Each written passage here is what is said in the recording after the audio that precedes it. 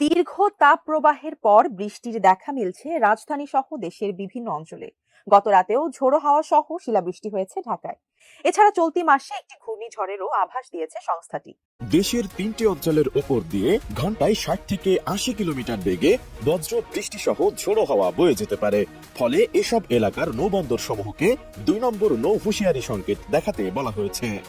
ময়মনসিংহ, কুমিল্লা এবং সিলেট অঞ্চলের উপর দিয়ে পশ্চিম অথবা উত্তর পশ্চিম দিক থেকে ঘন্টায় ৬০ থেকে ৮০ কিলোমিটার বেগে বৃষ্টি অথবা বজ্র বৃষ্টি সহ অস্থায়ীভাবে ঝোড়ো হাওয়া বয়ে যেতে পারে।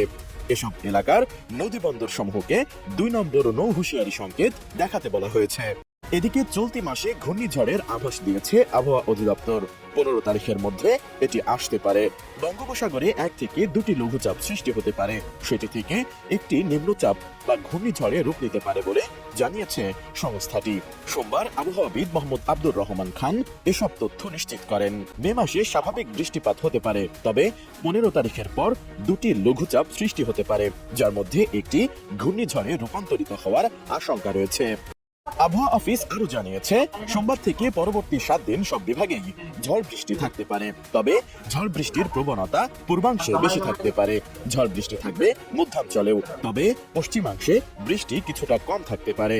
আগামী কয়েকদিন কালবৈশাখী ঝড় থেকে সতর্কতা অবলম্বনের অনুরোধ জানানো হয়।